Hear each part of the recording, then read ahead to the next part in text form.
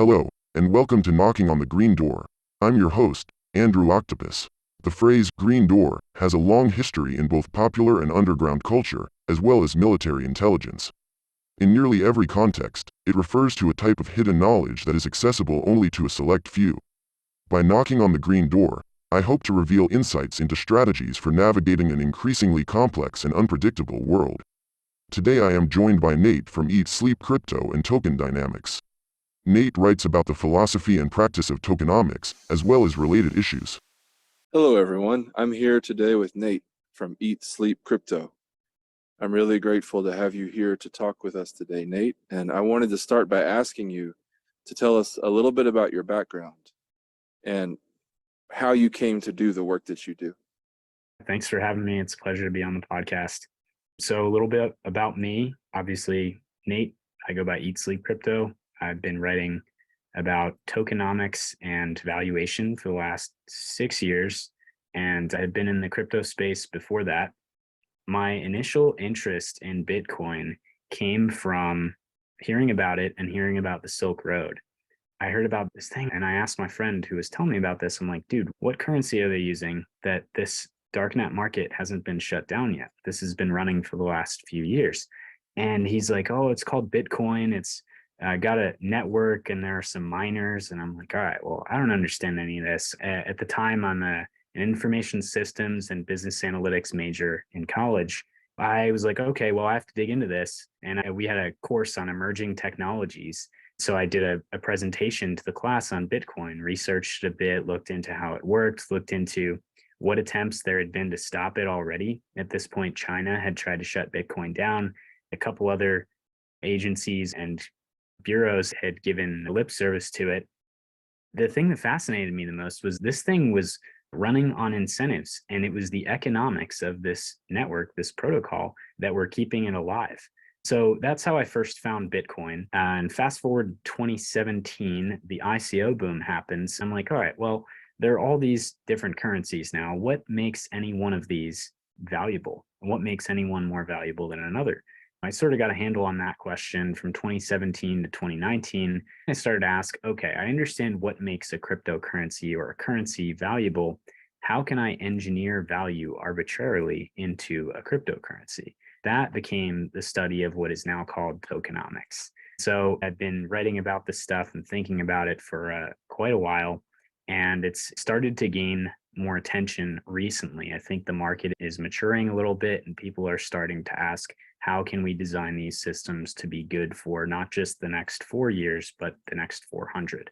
So that's my background. I do tokenomics in the space, and I got into Bitcoin because I saw this censorship resistance property that stemmed from the economics of the system and not any technical aspects of the code. That was the most engaging thing. I was just absolutely enthralled. You use the word engineer. As most people know, I've been associated with the token engineering community for the past few years. Regardless of what term one wants to use for this thing that we do, whether you call it tokenomics or token engineering, for me personally, I've been thinking about the ethics of my professional practice. So I'm curious if you would be willing to share the foundations that you use when you're thinking about the ethics of your own work. Yeah, that's a deep question. I think the ethics of tokenomics, so that maybe a way that I think about this, a way that I think about tokenomics or token engineering, whatever, I'll call it tokenomics because it's less syllables, but call it anything, it's still the same thing. Tokenomics is kind of analogous to a business model or like the monetization method of a piece of software, of a decentralized application or of a cryptocurrency network, a blockchain-based network, blockchain network. So as a business model, I think it meshes with business ethics. And there are a couple principles in business ethics that I think should be considered in tokenomics. One of those, I think, foundational principles is not pursuing value capture or profit for its own sake, not being purely profit oriented. I think the best businesses, people resonate with the values behind the company, with narrative, the brand that a particular company has. And in a similar way, it's important to build in the values of your higher level goal, whatever that is, into your crypto protocol. And This is something I've been thinking about a lot lately because Nick from Telor prompted it. He pointed out that the values of any application are coded in your protocol. So I think the first principle that I would think about in terms of ethics of tokenomics would be the values that your smart contract is supposed to uphold. So those could be like censorship resistance or credible neutrality or permissionlessness, these properties of applications that people value, right, that people are willing to pay for. So that's one principle I would think about tokenomics in terms of. Another might be being truthful and not being deceptive or misleading. On one hand, cryptocurrency is, on most blockchains, regrettably, are transparent at this point. A benefit of that, though, is that anyone can inspect the code, they can see the smart contract, how it works. They aren't necessarily doing that. The assumption is kind of like if a business were to say, well, we advertised in the fine print that we're monetizing and stealing your data. Like that, people don't really process that. If you have a 6-page long terms of service and privacy agreement for an app that someone's going to use once, they're not going to bother reading that. I think it's disingenuous to assume that they are. The open source nature of smart contracts is not a free pass on morality of coding something that has integrity in all senses. So those are maybe two principles. I could go further, but I want to give you some time to respond. Yeah, there's a lot there, and I resonate with a lot of what you've said. Recently, you wrote a blog post about the ethics of onboarding people into cryptocurrency. I see a lot of this meme of, we'll onboard the next billion users when, first of all, we don't have a billion users yet. Secondly, I kind of view this as similar to taking psychedelic drugs. People can take psychedelic drugs or not take psychedelic drugs. I would not view either decision as being immoral or unethical. But what I would view as unethical is inviting someone to a party and then putting psychedelic drugs in their drink or pressuring them to take it when they weren't fully informed. Would you be willing to talk about that blog post and in general what you think the ethics of onboarding people to cryptocurrency are? Yeah, definitely. So the blog post I think you're referencing is Nerds, Normies, and Grifters, and its comment on the evolution of subcultures. It draws heavily on the article Geeks, Mops, and Sociopaths, which is linked in that one by Meaningness. And the idea is that every subculture starts off with an initial group of really excited people that are fanatics about a particular thing. These are the nerds in crypto. Like these are the builders and the fans, I guess, for lack of a better term. And people that are using the applications that builders are creating and are really excited about the things that are being created. This is how the subculture started in crypto, was a small group of people creating applications and a slightly larger group of people using those applications.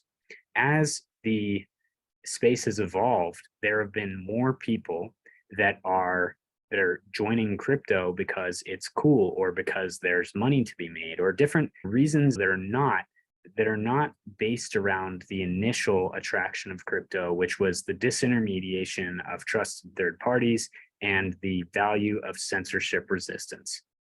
These were the things that initially drew the 2011 to 2014 crowd of Bitcoin and of cryptocurrency. People tell me, when you ask someone what year they got into crypto, it often betrays their ideological underpinnings. If someone tells me they got in 2013, I'm like, oh, cool, you're a libertarian. You're in this because you want to free the money, free the world, like the Bitcoin.com kind of slogan and vibe, versus someone that came in 2017 might be more interested in the tech. Someone that came in 2020 or 2020 was DeFi summer. 2021 was the NFT craze. So you can kind of categorize people based on the year that they got into crypto. And this speaks to the evolution of the crypto subculture over time. Where we're at now, getting back to your question about the ethics of crypto and of onboarding the next billion users, I completely agree with you. We don't have a billion users in our target market. I think it was only a couple years ago that the billionth person got on Facebook. It was only maybe even more recent than that a billion people had smartphones. I remember seeing this headline. And so we don't necessarily have that big of a total addressable market yet. I think that's for a few reasons. One, it's that people aren't technical enough because our UX is terrible, and it requires running, basically like Linux. There's some like their browser plugins like MetaMask and custodial solutions like Coinbase for using crypto, but it's not really like those things sacrifice some of the ethics, and maybe we'll get into that in a bit. But the other reasons for not onboarding the next billion users, I don't think a billion people want to use crypto, especially not in the way that it's presented now. Most people don't want to self-custody their assets. That's the first thing. Most people don't want control of their assets. Most people don't even want control of their lives. I think this is true across history. Only the minority take responsibility for their lives and for their actions and for the world around them. I think what we're seeing today and what we've seen over the last few years with lockdowns and the lack of resistance to those, the encouragement by sheep to go along with the program, is that most people don't actually want freedom. So as an ethical principle, I believe in not forcing things, and specifically not forcing things on people that they don't want. So in onboarding the next billion users, I don't think we're ready for that from a technical standpoint, but I also don't think the people that we're trying to convert forcibly into crypto are interested in using crypto for what it's supposed to be used, which is censorship resistant applications and self-sovereignty. I think the word convert is apt there, because one is converted to a religion, but one is convinced of a logical idea. I'm not saying that logical ideas are better than religion. I'm saying they serve different purposes and have different cognitive processes to become convinced of their truth. Putting that aside for a second, I wanted to ask some technical questions about tokenomics. I will be transparent that I don't have a very strong economic background before like the last 6 months of really trying to learn about it. I do have a PhD in math, but I've learned that math is not always the right cognitive toolkit for this field.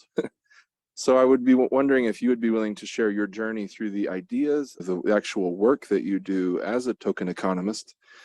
What are some resources that you feel are helpful to other people who might want to get into this field? Yeah, definitely. I love your characterization of token engineering or tokenomics as not necessarily math heavy or driven. I think you're ahead of the pack on that one, because the flaws that I see in a lot of methodologies in tokenomics are that they are very math heavy, and they're coming from people who have primarily an engineering background rather than an economics background. I first fell in love with Bitcoin because of the economic innovation, and it was the economic innovations of Bitcoin using incentives, aligning the financial incentives of participants, that allowed it to survive its early stages, even under threat and under fire from various government agencies and likely various corporate interests. I'd imagine Visa and MasterCard were not thrilled when they first heard about Bitcoin. I'm sure they dismissed it to an extent. Now they're taking it more seriously. The fundamental innovation of Bitcoin is an economic one, not a technical one. So I think a lot of token economists are doing a disservice to their applications by not viewing them in an economic lens. As far as resources on tokenomics, for me and in my evolution, so I'm gonna blatantly shill my own work, and I might include some of other people's. Right off the bat, I should say Maddie, who you had on recently on your podcast, is a great tokenomics. He creates fantastic resources. He's got some really cool things cooking. And Maddie is one of the best people at tokenomics in the space. He's one of very few people that I actually respect in tokenomics. Vasily Sumanov is another who has created a periodic table of mechanisms. And he's another person that I look up to and draw on for some of my work. As far as my own work, so I mentioned in the intro, for the last 6 years, I've been creating tokenomics resources and valuation frameworks and tokenomics frameworks for people to apply. That has culminated in, I would say, like 2 cornerstone components so far.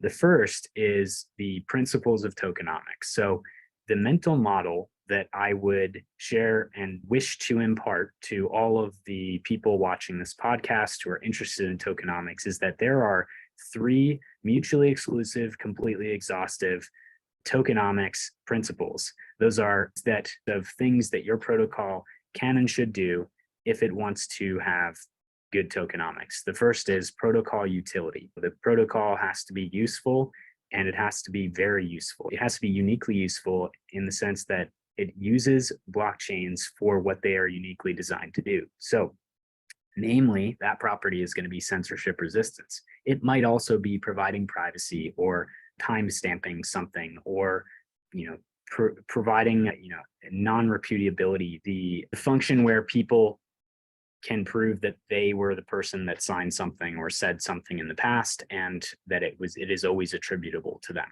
These are properties that blockchains have that most other things can't replicate, but the only thing that blockchains have that no other tool can replicate is censorship resistance. So when you're thinking about protocol utility, the main thing is, how do I use censorship resistance in my protocol? The second principle of tokenomics is value capture. Your protocol has to create value, protocol utility. It also has to capture value. It has to be financially valuable for investors and compensate the investors and the users, keeping them in mind, paying out users through various tokenomic mechanisms. But it has to compensate investors, and it has to, more importantly, compensate developers for the enormous risks that they're taking on in developing blockchain-based censorship-resistant protocols. It's not a trivial thing for someone to create a piece of software that literally cannot be stopped. To compensate for the risks, the personal risk that developers are taking on, they need to capture value in their applications, and they should do it in ways that are incentivizing participation. So this is the principle of value capture, second principle of tokenomics. Third principle is economic security. This is the alignment of incentives in a protocol that prevent it from collapsing and keep it free of the 3 E's of economic security. These are edge cases, externalities, and exploits. I talk about this on the website, on EatSleepCrypto.com. We will be talking about this a lot on tokendynamics.xyz, but these are the components of economic security.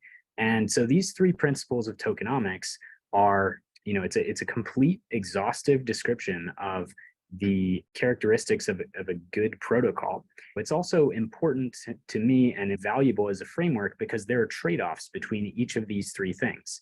So there's trade-offs between protocol utility and value capture, analogous to the trade-off between profit and value given to customers in a traditional business. A canonical example I use here is Uniswap, where Uniswap skipped out on the opportunity to capture value by including a fee in the protocol by default. They added a fee switch, but they didn't turn it on.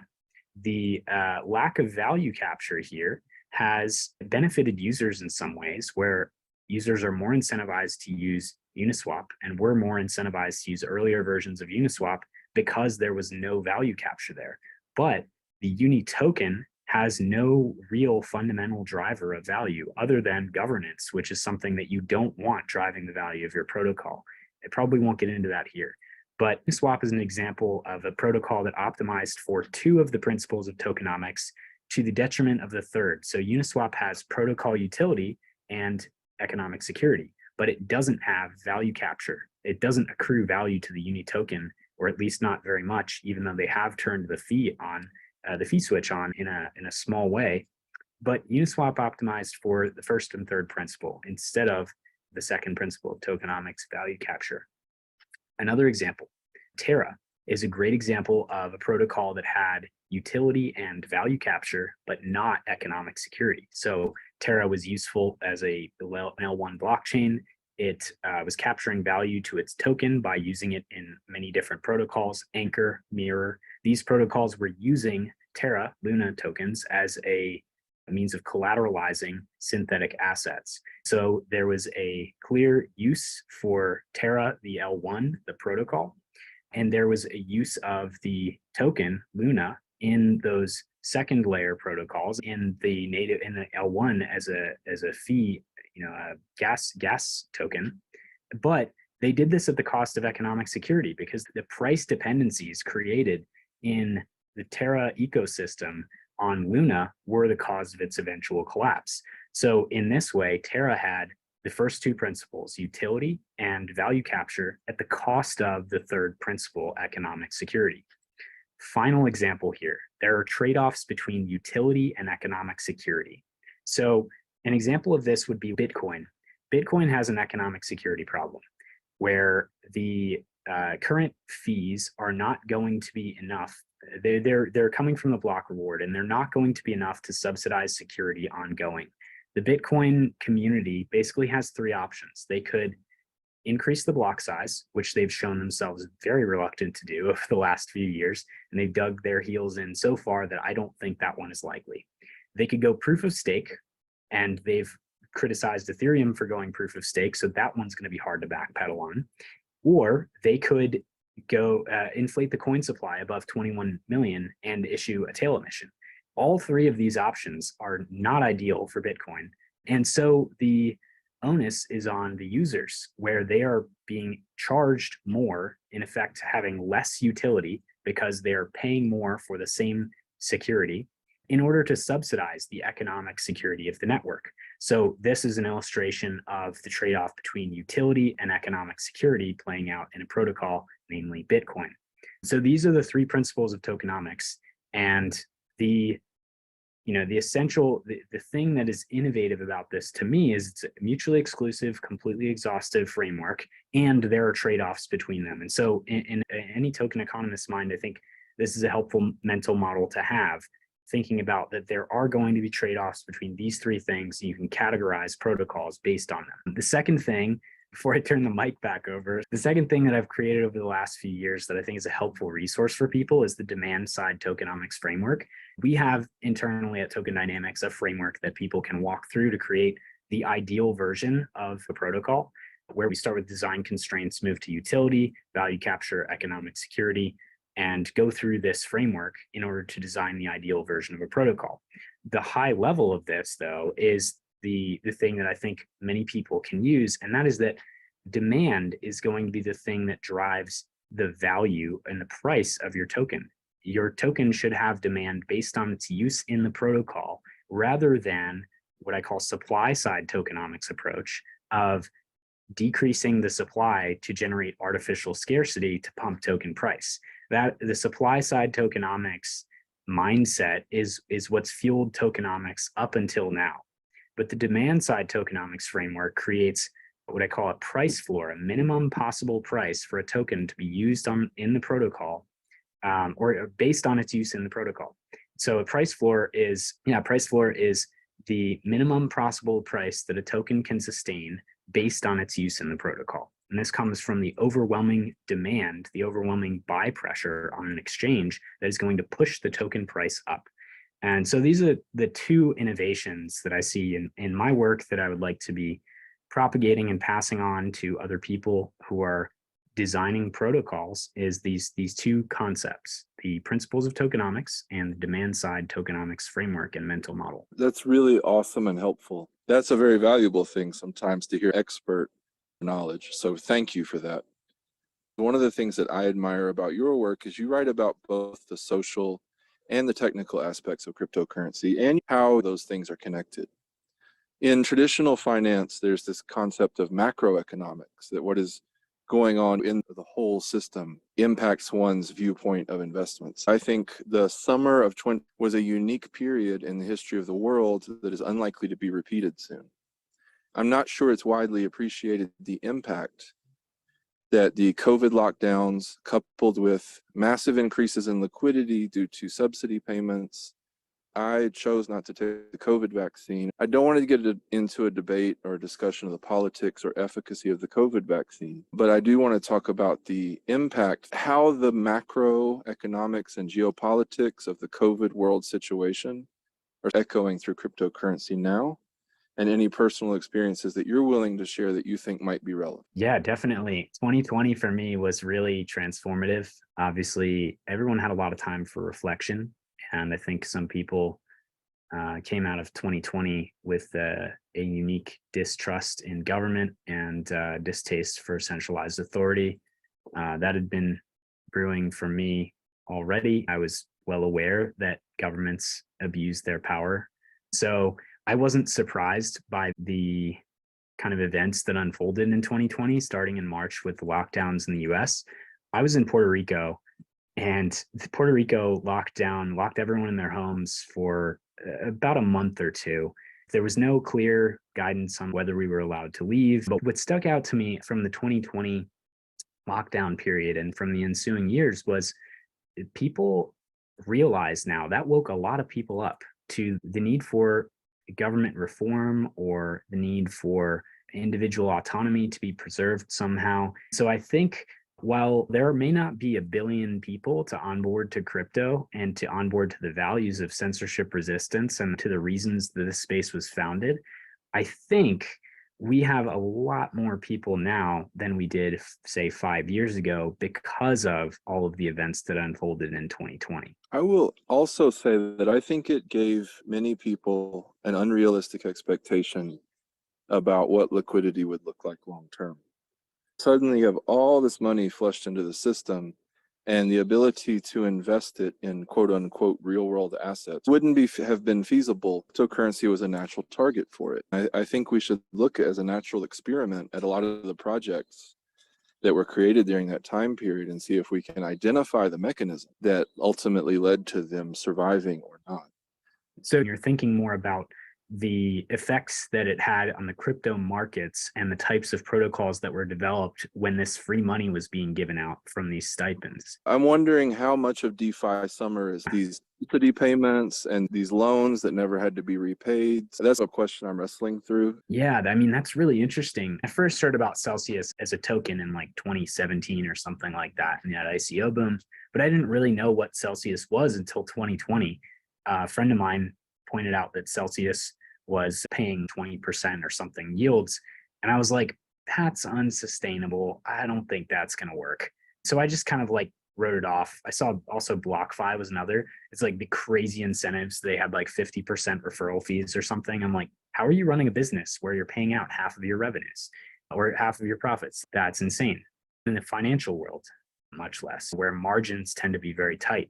So I think there were probably a lot of protocols that were fueled by this influx of money. Those two in particular, those centralized companies with protocol characteristics, BlockFi and Celsius, were two places that I see the phenomenon that you're describing. And the third, obviously, was Terra.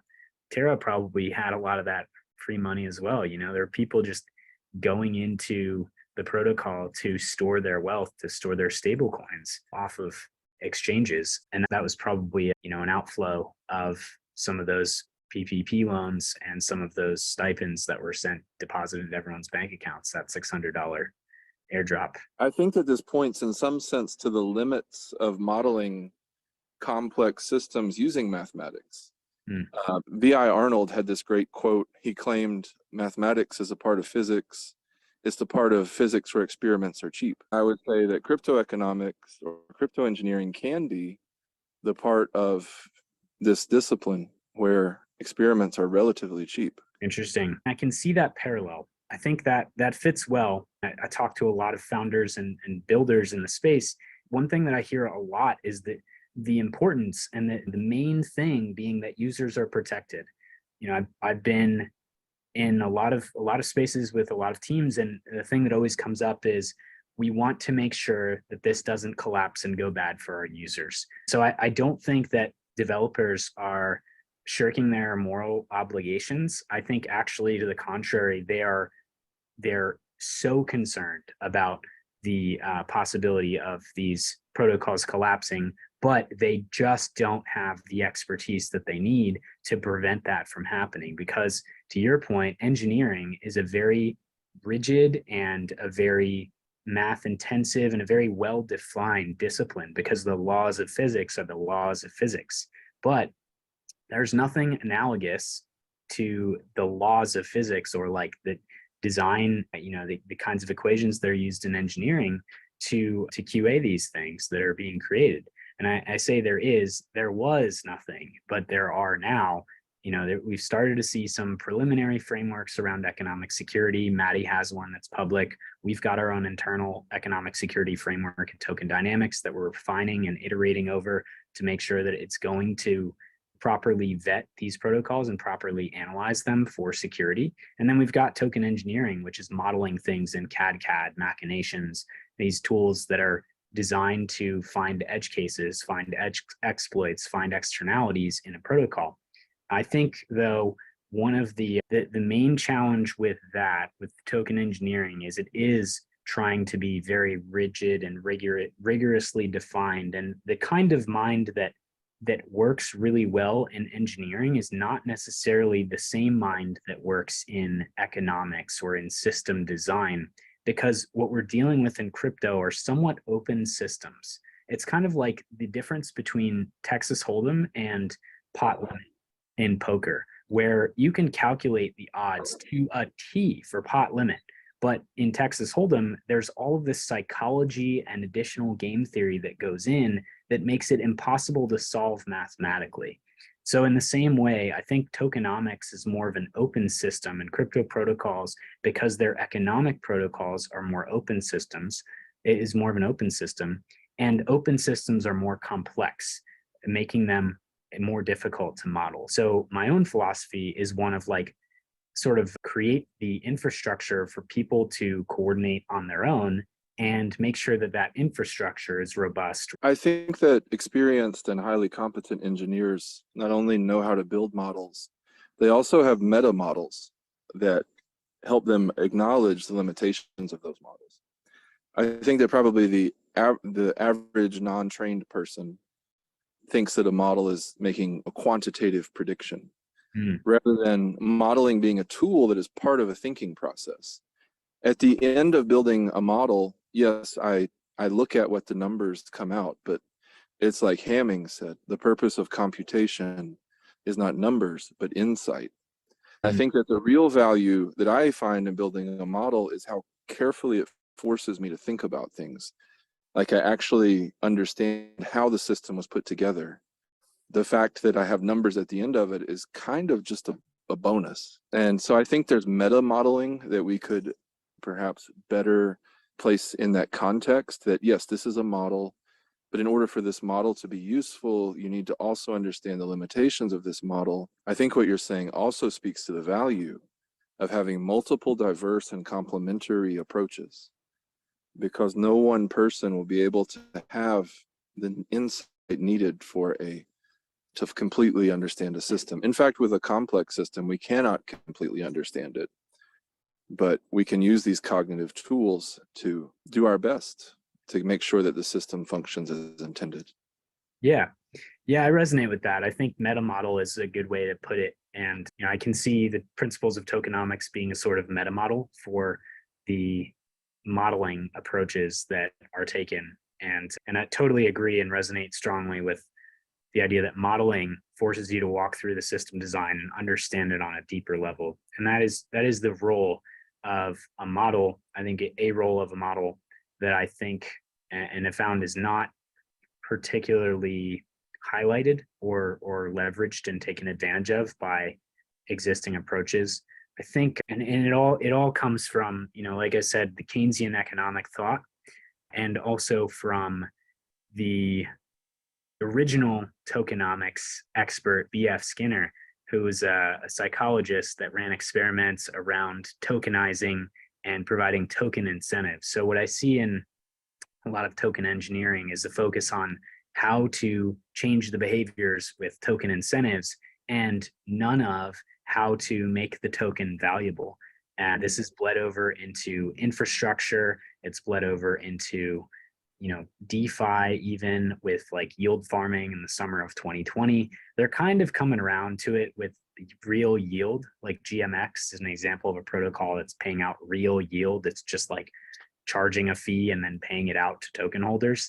But this legacy economic thought and inspiration from Skinner in the 70s has kind of brought people down the wrong path, as I see it, of primarily thinking of tokenomics as a way to get people to behave differently, instead of a way to enable people to sustainably interact in ways that benefit them. And that's, I think, the role of tokenomics and token economists, is to provide the infrastructure for people to coordinate and to make that infrastructure as robust as possible, following the principles of tokenomics to make their protocols useful, valuable, and secure. Well, I've really appreciated our discussion, and I feel I've grown and learned a lot just by talking to you. Is there anything else that you'd like to add that you feel it's important for people to know that I have not yet asked you about, or anything that's come up that you'd like to elaborate on? I would like to share and extend an invitation. If this has been interesting to anybody, that if these thoughts have resonated with you, please reach out to me. I would love to hear your feedback. I'd love to collaborate. We launched Token Dynamics 2 weeks ago, and we're hiring. So we're interested to work with smart token engineers like the people that are probably listening, and specifically want to work with those people that are ideologically aligned, whether that's another token engineer or a protocol.